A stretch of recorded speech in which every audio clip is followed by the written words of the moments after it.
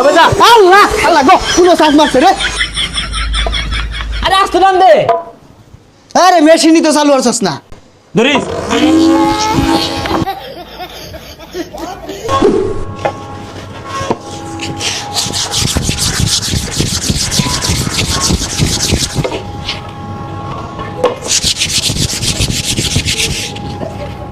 এই এই তোর সমস্যা কি রে?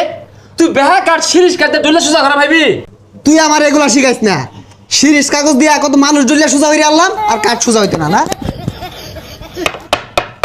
বেশাইস্তা নাম জানছে। হবে যা। আল্লাহ আল্লাহ গো পুরো শ্বাস মারছে রে। এই কান বসা, হ্যাঁ আমি তোর পিঠে শ্বাস মারছি। এত জায়গা থাকতে মেশিনের তলে তলে এত কাজ সোজা করা লাগে, আর জায়গা নাই। চামড়া যদি এগুলা ছিল তো পরে বুঝদি। এই তোর কাঠ বসুন লাগতো না, তুই হাওয়ার মেশিনটা স্টার্ট দে। কামের বাবু যে না কিছু না ই সর্বনাশ। মেশিন এটা ই বেহে কোন স্টার মারে হ্যান্ডেল হুন্ডেল কিচ্ছু নাই। এই মেশিন যে স্টার দিব হ্যান্ডেল কই?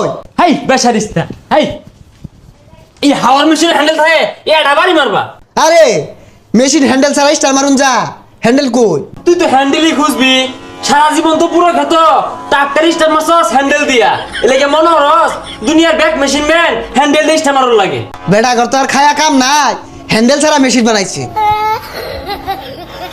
কিরকম লাগে? বাড়ির লেগে একটা ফার্নিচার নেই ভাই।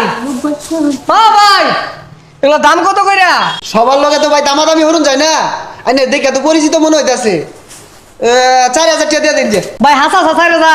আরে হাসা হাসা তাহলে ভাই এটা কত? এটা আর কত? 5000 টাকা। ভাই তাড়াতাড়ি প্যাকেটে ভরে দিন। প্যাকেটে ভরে দিয়াম মানে কি হয়েছে? তাইলেই করো, দুইটা শপিং ব্যাগ লই আও।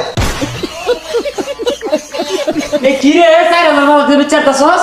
আরে তোর মতো টুন্ডারে দিয়া কিছু বেচুন চাইতো না, অলরেডি দুইটা বেচে আসছি। কত রে বেচছস? এটা 4000 এটা 5000। কোনটা বেচছস? এটা 5000 ওটা 4000। তোর মতো সুজা যদি এগুলো বেচে ব্যবসা চাঙ্গু উঠবো, লাভ কত হয়েছে কদি?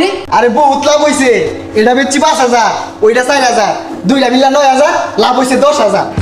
এটার দাম হতেছে 12,000, ওটার দাম হতেছে 9,000। মেলা দিন হয়ে গেছে গা, কাঠ বানিয়ে দিছে। এটা কাঠও তো চাচ্ছস না, তোর দেখুন গান পাইবো কত। এই দুটো টাকা নিতেছ আমারে। আরে আসতে দাম দে। আরে মেশিনই তো চালু হচ্ছস না। ও স্টার দূর লাগে, এর লেগে শিক্ষিত মানুষ লাগে। তোর লাগানে ক্লাস 5 পাস মানুষ দেখাম হইতো না। ধরিস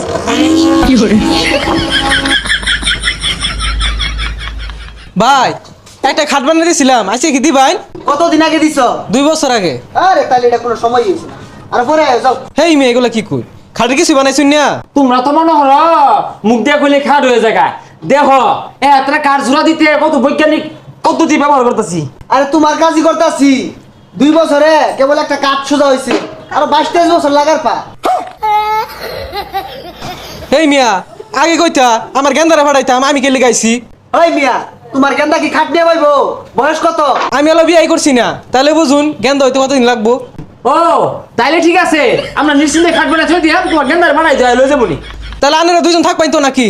ও আমরা আমরা অর্ধেক বানাইম, আরো তো গেন্দারা বানাইবো। আনাগর গেন্দার বয়স কত? ওই যে আমরা বিয়া করছি না, গেন্দা হইলে পরে বানাইবো।